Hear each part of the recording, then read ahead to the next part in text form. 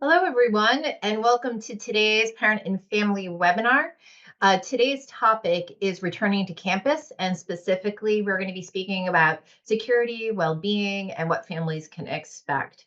My name is Mikkel St. Germain. I am the Director of Parent and Family Engagement here at Brown University, and we're coming to you live from campus today.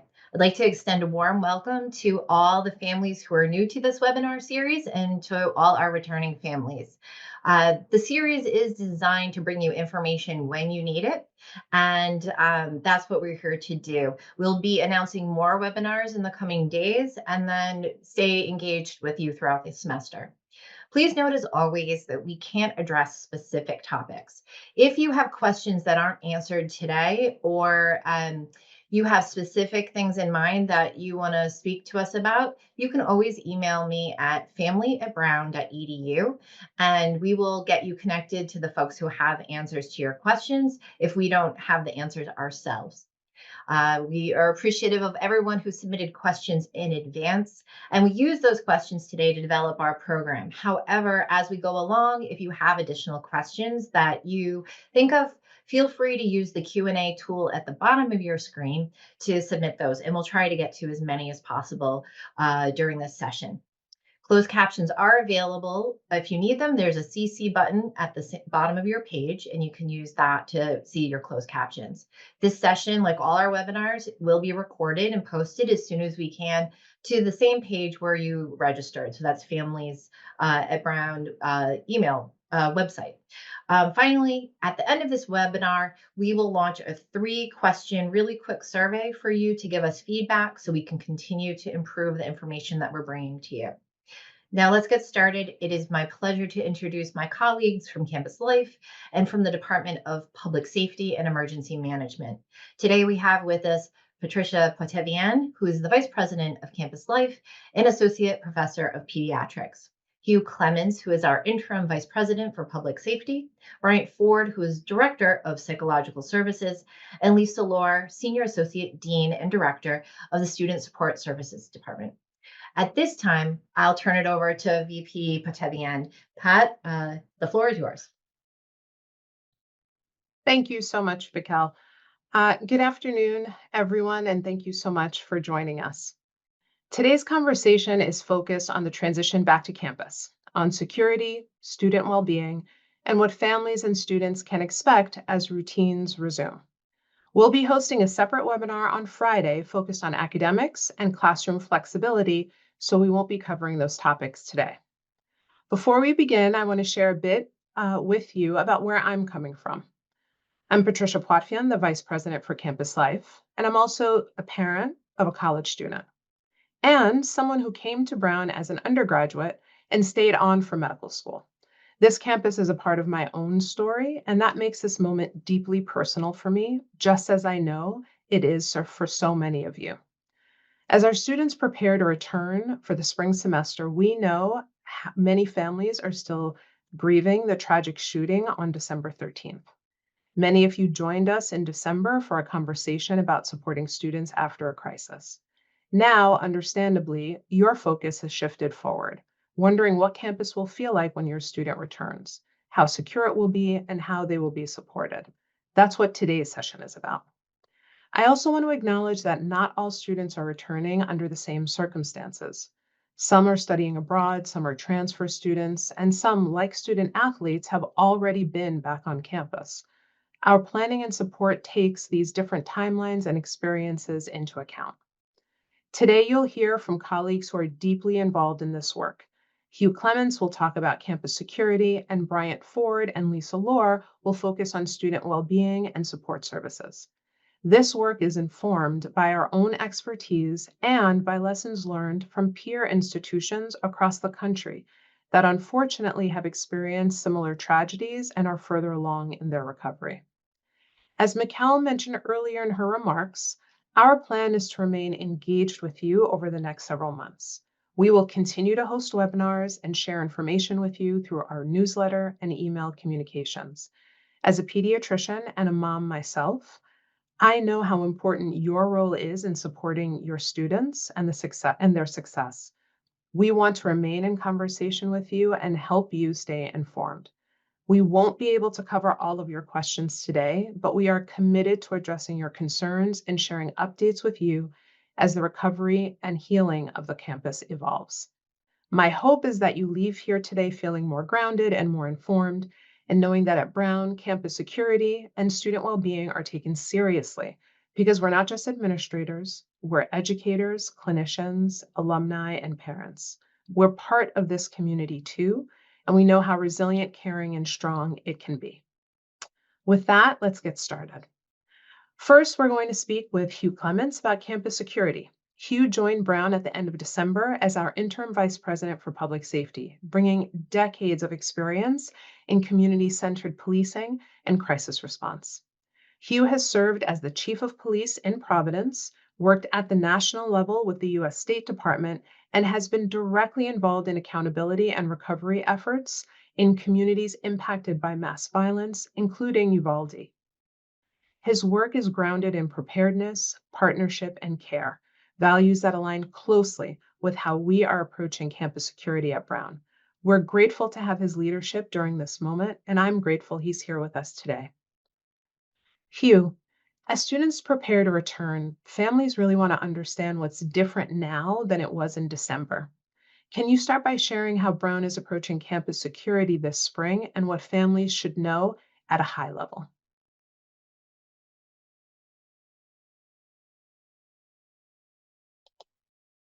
Oh, I think you're muted, Hugh. Thank you, Pat, for the introduction. And first, let me say my heart broke on first hearing this news. Like all of us, I'm a Providence native my whole life and spent a career here in this city, and the unthinkable happened, and very tragic. So what happened on December 13th should never happen again at Brown or anywhere. My vision for the Department of Public Safety and Emergency Management at Brown is one that is community-centered, proactive, and grounded in best practices, modern technology, and clear communication. Our goal is not to create a campus defined by fear, but one defined by preparedness, vigilance, and mutual care. Security has been enhanced and is layered in ways both visible and invisible. Students should be prepared to see an elevated, invisible campus public safety presence, including Providence police officers, Brown University police officers, and security personnel. That will continue into the spring of the 2026 semester. We know for some, this will increase a feeling of security, while others may be more wary. Physical security enhancement include all buildings will require swipe card access, more blue light safety phones with cameras, additional security cameras in key areas. With Barris and Holly, Waldorf room 166 in nearby classrooms has occurred. Will not be accessible to students. We will decide in partnership with the community what to do moving forward with their space, but it is not accessible at this time in the building. My strong network in Providence, not only with the police department, but with the community, enables enhanced public safety coordination with the Providence Police Department and external partners. Together, we will offer the Brown community new safety training, including active shooter preparedness, aligned with a trauma-informed approach. At Brown, we are focused on ongoing assessment and improvement, working with students, faculty, and staff to consider what it means to maintain a secure campus for the longer term. Our goal is not to create fear or barriers, but to provide multiple layers of protection while preserving a sense of openness and belonging that makes Brown feel like home for students. Thank you, Pat. Thank you so much, Hugh. Students and families may notice a more visible public safety presence when they return. Can you talk a little bit about what students will see on campus and what they won't see and why that layered approach matters? So there is a layered approach, and the campus will look different. So with the Brown University personnel or Department of Public Safety, we have doubled our complement on each shift. We looked at this in three layers, three phases. So the first phase was the winter break till January 5th. The second phase, when faculty and staff returned, January 5th until the students return, and then the start of the semester. So presently, we have double the number of DPS personnel on every shift. The DPS staffing is supplemented by the Providence Police Department and private security. Officers are also stationed in strategic locations. This posture increases visibility, response, community reassurance that there is safety and security and public safety available if they need it. Thank you so much. I really appreciate your explanation of how that those visible security measures will make a big difference, and I think make students certainly experience security and safety in a way that's very important. One other point or one other question that came up through the parents was a question regarding the resources that are available to students now who may walk across the campus late at night, say to return to their dorm after studying with friends. Can you talk a little bit about those services? So again, we have doubled the amount of private security that we have on campus. In addition, many on campus are well aware of the Rave Guardian tools that are available and accessible to students and now families and parents. This is an important tool utilized by many in college campuses across the country, and it has now been enhanced here at Brown University. As well, there has been an increase in the number of blue light capability, and there have been enhancements on the ones that have already been in place for quite some time here at Brown. So these added technological tools are helpful, but as well, we have an increase in private security, which I think will be clearly evident to families and students. And as well, we have our Safe Walk program and the shuttle program, of which students can utilize, and they're pretty familiar with, but we're enhancing that as well to ensure the safety of students and staff and faculty to and from, especially during the late hours and off hours. I actually remember the Safe Walk program. It's been around since 1988. I'm proud to say that I graduated sometime after that. And it's a wonderful public safety program staffed by our student employees who provide point-to-point walking escorts free of charge for their fellow community members. The Safe Walkers work in pairs, and each team carries a two-way portable radio to communicate to public safety dispatch at any time. And in addition to our Safe Walkers, our students can also utilize the on-call shuttle service, which is available to all students. And that's been around for a while as well. To all students, faculty, and staff free of charge. And the on-call shuttle service picks up when evening shuttle service ends and is available until 2 a.m. Sunday through Wednesday and until 3 a.m. Thursday through Saturday. And so those are services, as you shared, Hugh, that we've always had around that we're going to continue to keep going because they've been really successful and students do avail themselves of those services. We've also received many questions about building access and about Barris and Holly in particular.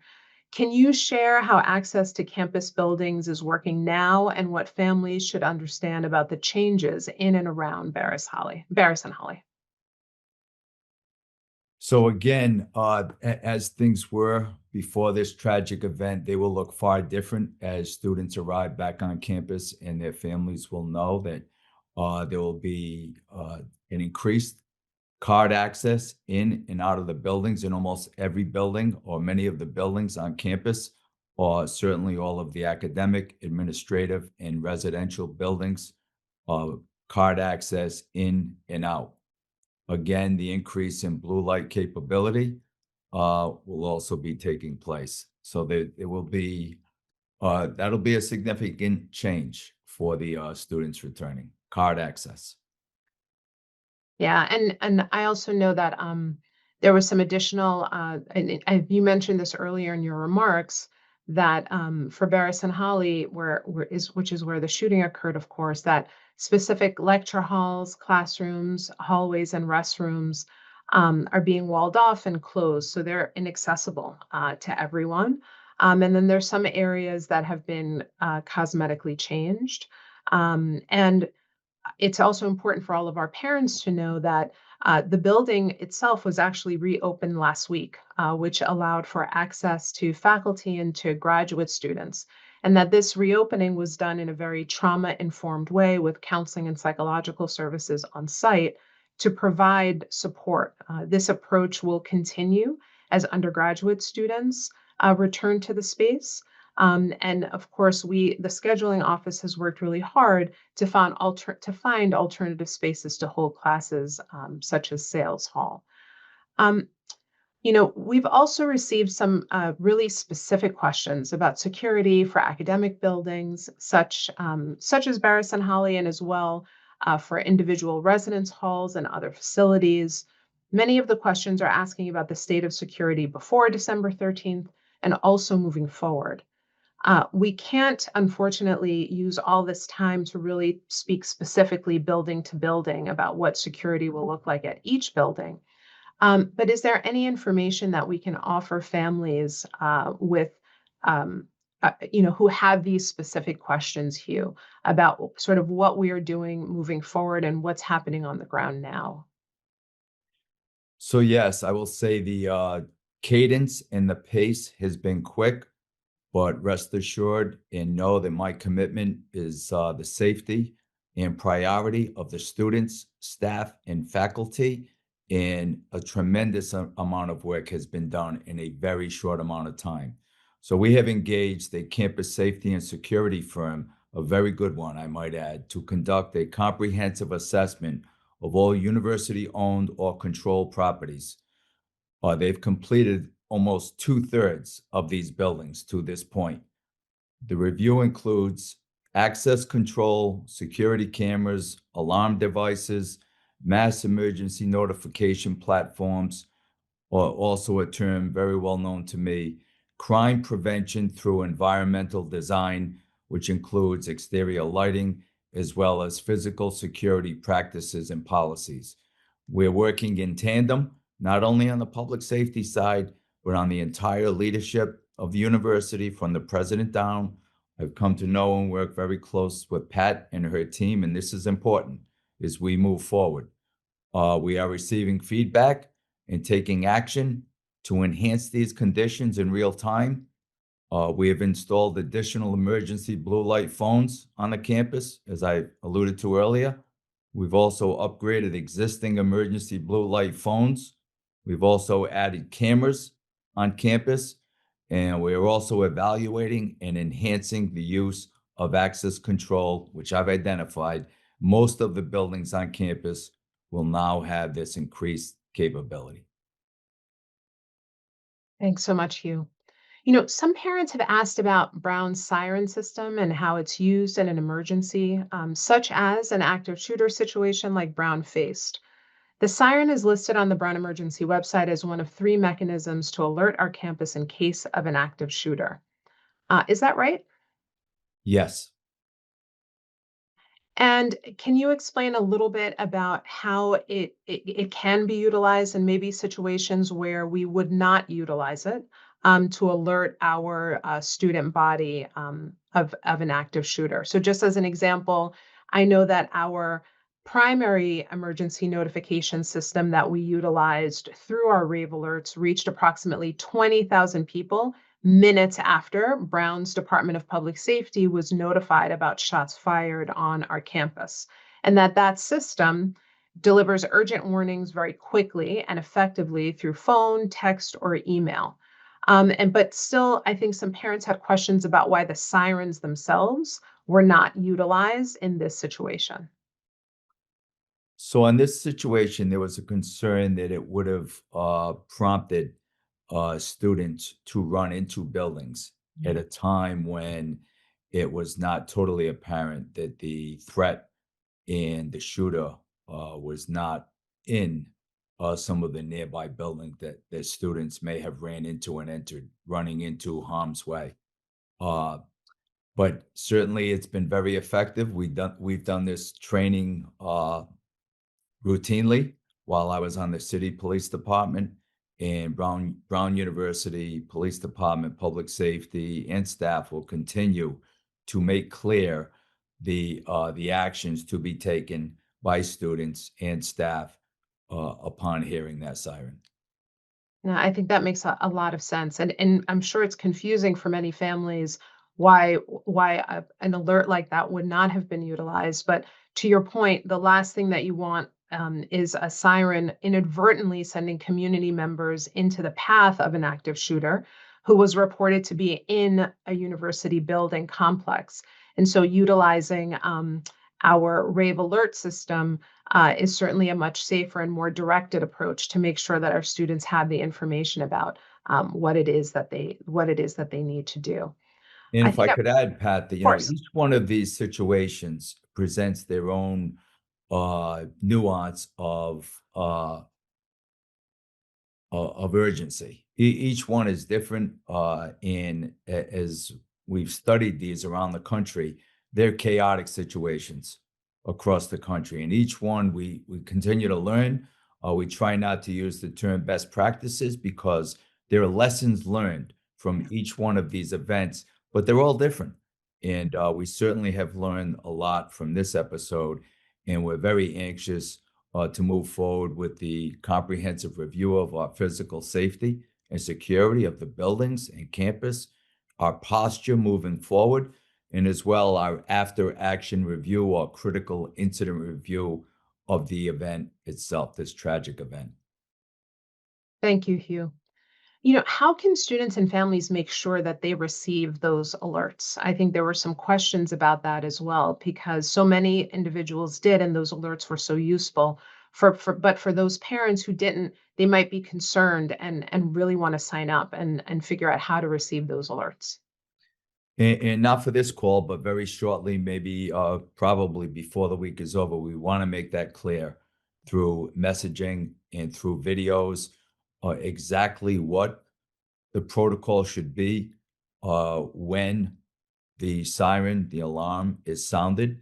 So everyone is clear. Everyone will have the information as to what steps to take when the siren is enabled. Thank you. And we're also going to spend some time in campus life, and we'll be working with your department, Hugh, and the Department of Public Safety, to encourage students to download the Rave Guardian app, which includes a GPS-enabled button to contact the Department of Public Safety and Emergency Management and a way to submit tips or concerns. And then parents and families who were previously added to Rave by their students would have actually received alerts on December 13th. So now families can directly opt into receiving Brown emergency alerts by texting Brown emergency list to 67283. Again, you can text Brown emergency list to 67283, and that will allow you to gain access to Rave alerts as well. We recognize that there may be some limitations due to international service providers or country-specific restrictions. And so we're asking families who are running into any trouble with that to just reach out to family@brown.edu for assistance.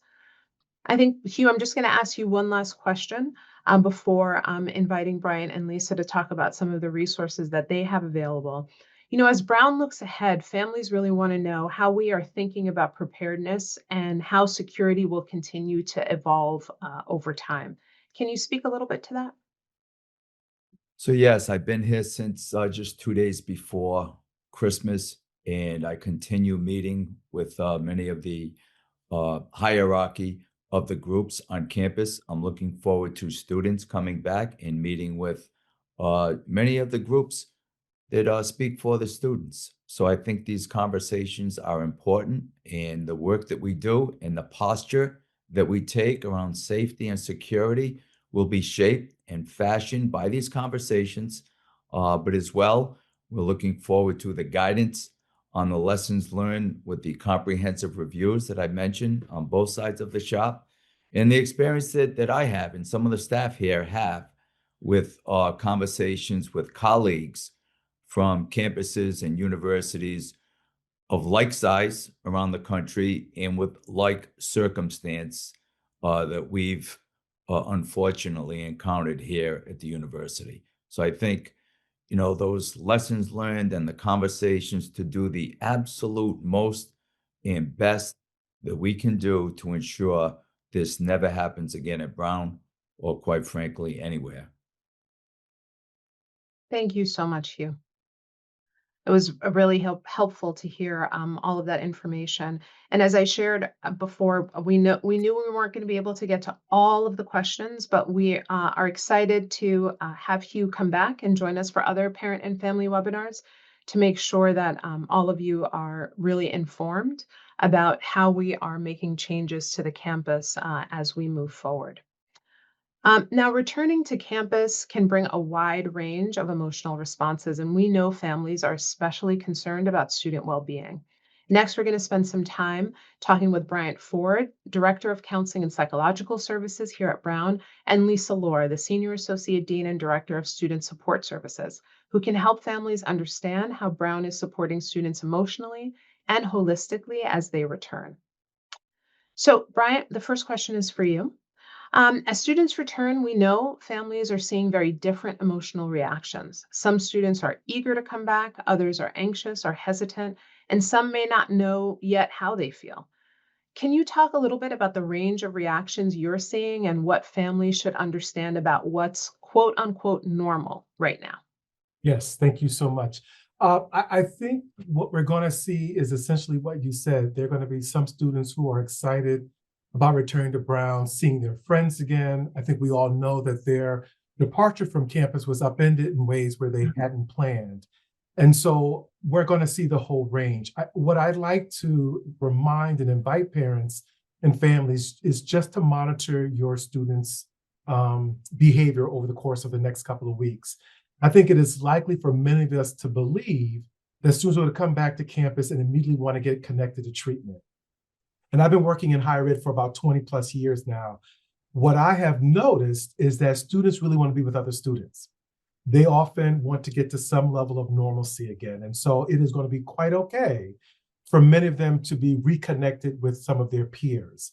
What we often see is about 5 or 6 weeks into the semester, once their classes are set and we start to see exams and papers that are starting to be expected of them to be completed, we start to see students then begin to struggle.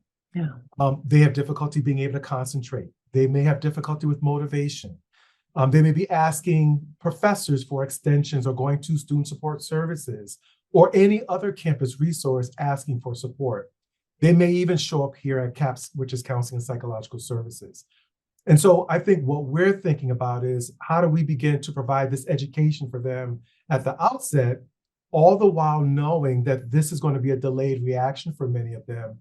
And as that is, equipping them with the appropriate resources so that they can manage this as they're navigating this new experience here at Brown. Thank you so much, Bryant. You know, families have been asking very practical questions like how does a student actually get connected to support? Can you walk us through what happens when a student reaches out, whether they're in crisis or just feeling overwhelmed? And I should be specific, sorry. This question is for you, Lisa.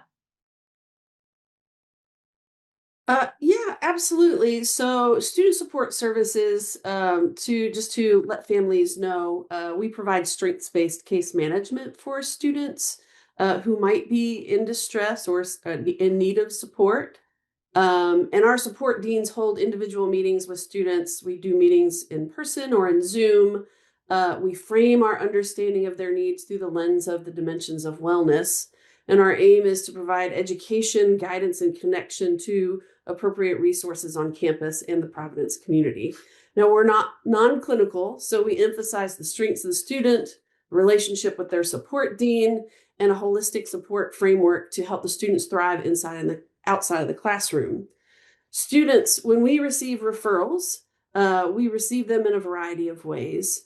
Our parents who are on the webinar today can make a referral to our services. If you go to the Student Support Services website, in the upper right-hand corner of the page, you'll notice a care referral button, and a parent can submit a referral for their student if they had concerns about their well-being. When they can also call our office at 401-863-3145. When students are connected to our office, we have a staff that triages those concerns, identifies if there are any safety issues at play, and gets that student connected with the appropriate campus or community resources. We also have an administrator on call that is available 24 hours a day. Parents and students alike can reach out to that number by calling our DPS services and asking for the administrator on call, but somebody is available to speak with you 24 hours a day, 365 days a year. That administrator on call number is 401-863-3322. Students can get also connected to CAPS, and I would maybe ask Bryant to talk about some of the ways that avenues that students can get connected to those services as well. Yes, thanks, Lisa.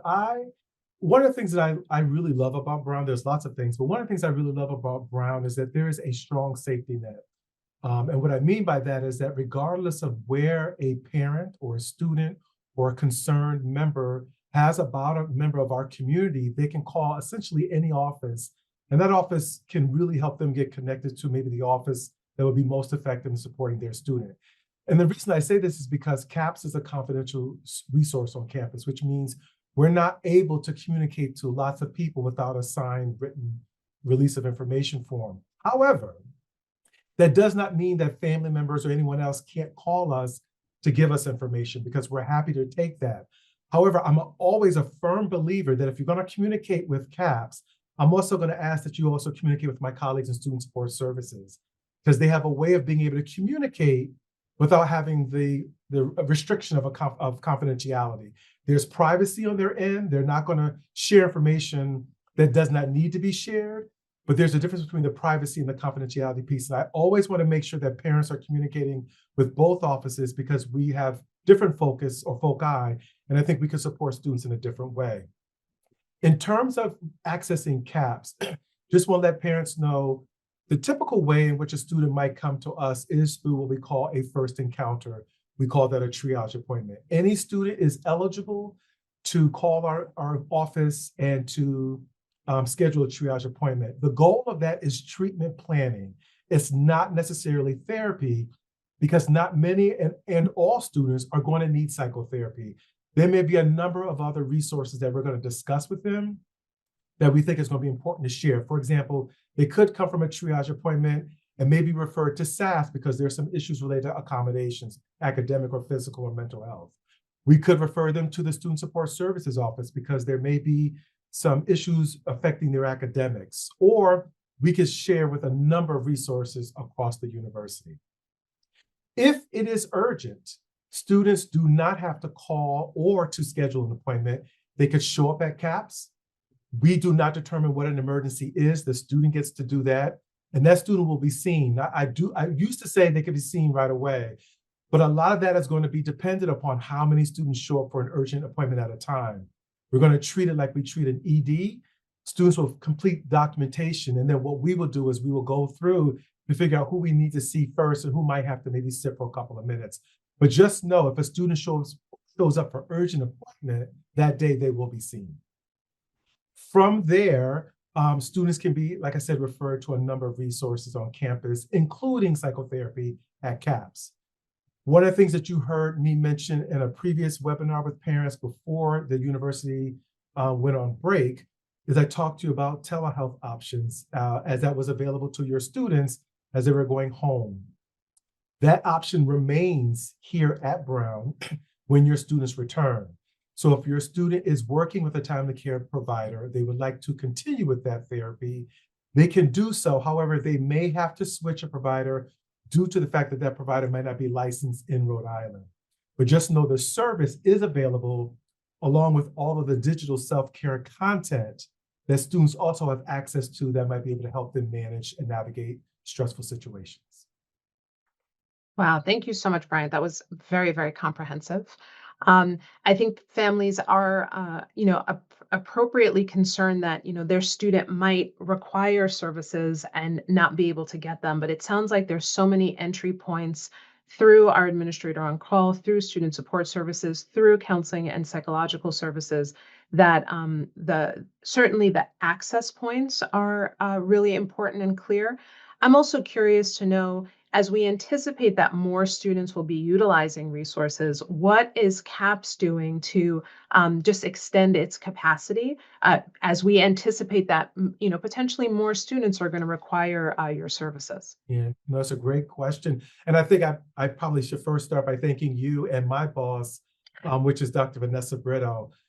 We are anticipating that there's going to be a demand. One of the things that I have been doing is having conversations with counseling center directors across the country who have also, unfortunately, had the same experience we've had. There's been a shooting on campus. And many of them talked about an increase in certain services that they provide. And I think one of the things that we are in partnership with is the Family Services of Rhode Island, which is a wonderful organization. They are working with us to help us expand the number of clinicians that we can have on site to support students as they're managing a number of things. So again, not every student is going to experience trauma, but they're likely going to experience some other kind of psychological symptoms. They could experience anxiety, or maybe some of these symptoms might even lead to depression. Difficulties with focusing and concentration, and a huge issue that always impacts a lot of our students is sleep. And so they're going to need a lot of support. And I think by being able to add more providers will allow us to be able to meet with students. I think we're also going to get creative in the ways in which we are meeting students. Some of that might mean going out to where students are, whether that will be in terms of psychotherapy or outreach. And what I mean by outreach is, and I want to probably bring back a comment that I made earlier, which is when students return, they really want to be with their peers. And I think what we want to do, or at least our goal, is to create these opportunities for students to be in community with other students, where there are some community building exercises that will allow them to engage with one another and also find ways to be able to settle. And then possibly having either a mental health provider or a wellness provider in that space who may be able to answer questions that students may have and make the appropriate referrals to the various offices across the university. Well, thank you so much, Brian. And Lisa, I just wanted to ask, some students may seem okay, to Brian's point, and some may not be okay, but also may not reach out on their own for help. Can you talk a little bit about how student support helps to just identify and support students who might need help even later on in the semester, who might not be asking for it directly? Yeah, absolutely. And that's a great question. And I would echo what Dr. Ford has already mentioned, that we recognize students can need support at any time in the semester as the semester progresses. When those academic stressors or other things are added into the mix, students who started that semester well might find that they need support 5, 6, 8 weeks or longer into the term. And regardless of the timeline in the term, we stand ready to support students. Specific to the events of December 13th, we know that students may have been impacted differently. We kind of conceptualize this as concentric circles of impact and effect. There are students that we know that were in close physical proximity, students that might be in close social proximity, friends of those who were injured or killed, students maybe who were in the building, students who took classes in that space, right? And so closeness extending out. Everyone on campus certainly was impacted in some way, but we want to make sure that we're doing outreach to those students particularly in those close proximity, social or physical proximity circles. We have made efforts to reach out to those students, and certainly will do so again as the semester starts. But we also recognize that students might not respond to outreach emails or calls. So we have a number of other ways that we might proactively identify students who may need support.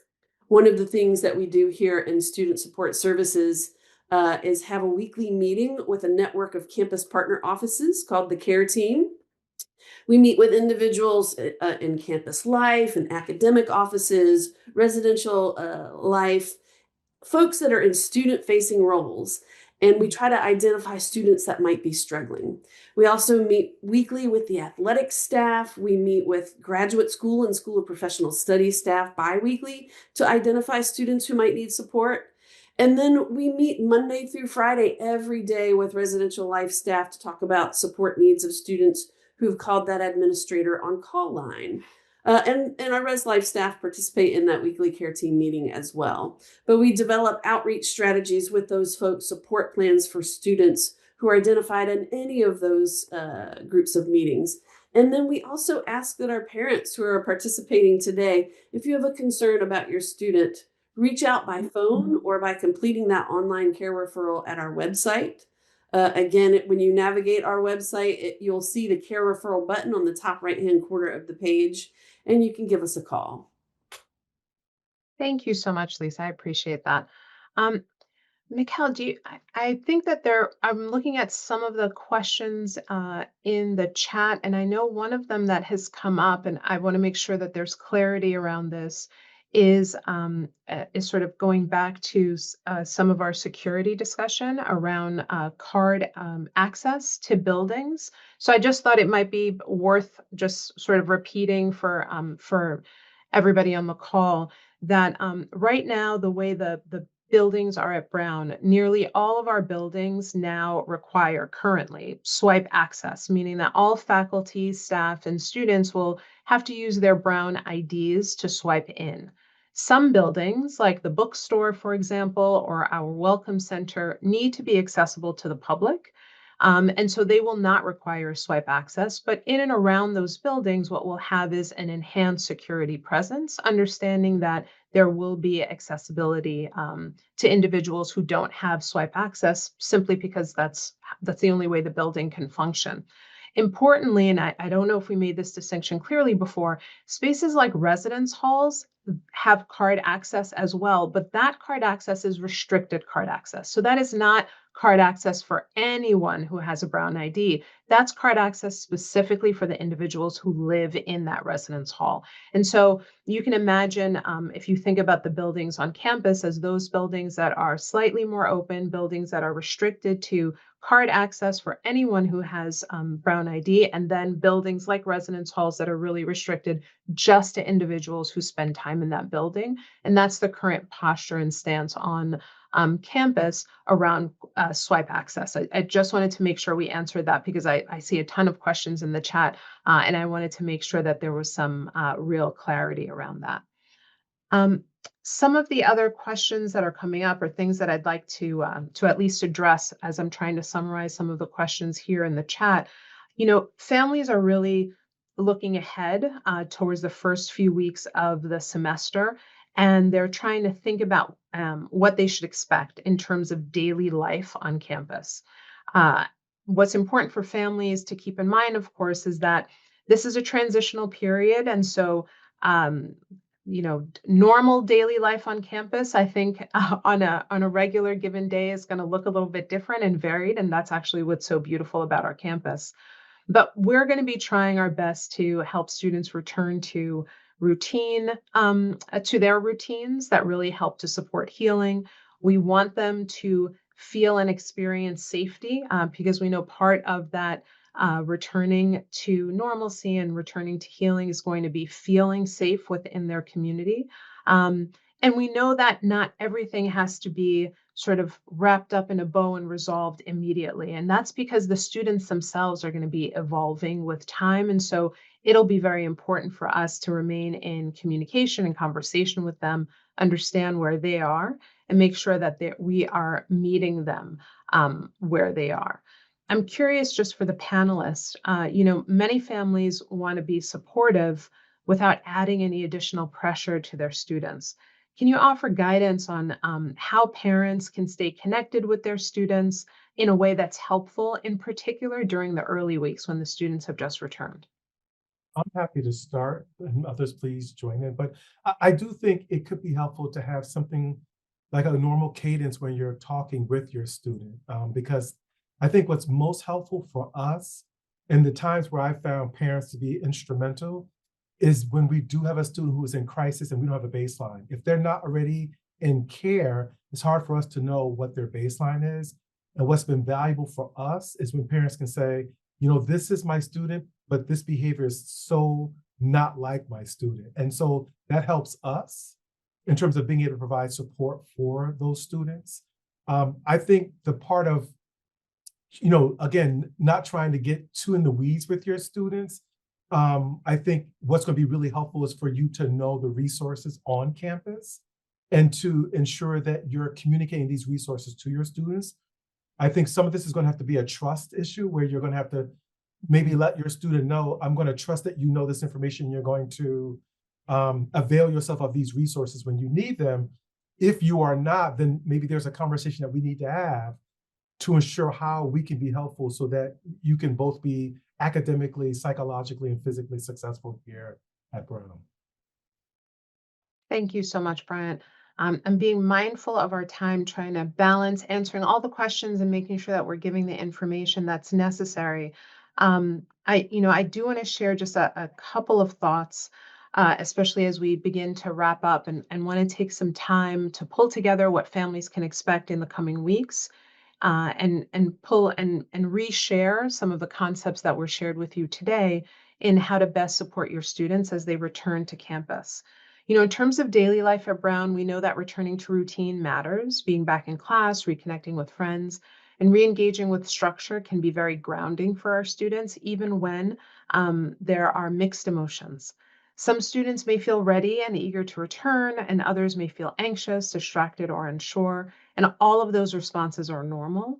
Not everything needs to be resolved immediately, and we don't expect students or families to have all of the answers in the first few weeks because we know that adjustment and healing takes time. Um, Bryant just offered fantastic guidance about how families can really remain supportive. I think I would just sort of underscore that as a pediatrician and as a parent, that staying connected with your student is really important, and the foundation of that should really be awareness and not fear. Right? You want to check in, listen, normalize asking for help. You don't need to fix things for your student or monitor every detail of their experience. We want you to trust the skills that they've built and the skills that you sent them off with, and remind them that support is available whenever they need it. We also want you to know how to stay connected to Brown and how to reach out if something doesn't feel right. The Office of Parent and Family Engagement is a central point of connection, and we truly see families as partners in supporting our students. If you're worried about your student, even if you're unsure what the next step should be, we encourage you to reach out to family@brown.edu or submit a student care referral. You don't need certainty to reach out. That process just helps us notice concerns, and it connects us with students, especially those who are really needing the support that we're able to offer. I also want to really remind everybody on the call that today's conversation is not the end of our communication with you. And in fact, we're going to be opening up registration for a webinar for Friday that's really focused on thinking about how to help support your student academically as they return to campus. And we'll have guest speakers from the college and from our student accessibility office to talk about what it looks like to navigate the different options that are available for making the academic load easier or more manageable as students return and realize that maybe they need more supports than they have previously, or maybe they need more supports than they have historically. So that's coming up on Friday, and we're going to remain in communication with you. We want to share updates through emails, through our newsletter, through future webinars. I think I shared this earlier, but I'm just going to reiterate this. All of our panelists will be welcome back to the webinars if they're willing to keep joining us, which I think they are.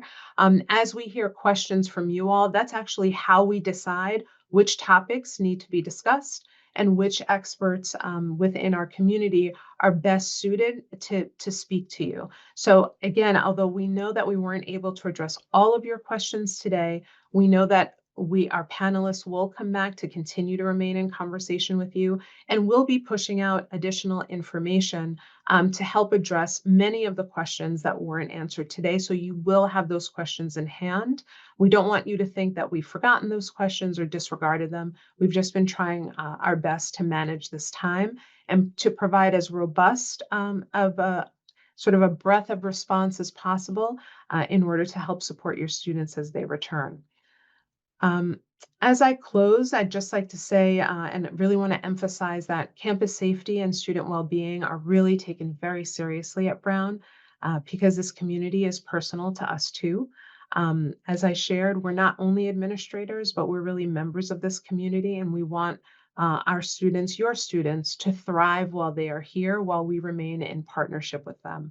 And so thank you for your trust and your partnership as we welcome students back to campus. And we hope that you'll join us for our upcoming webinar on academics, and the invitation will follow later today. Thank you so much.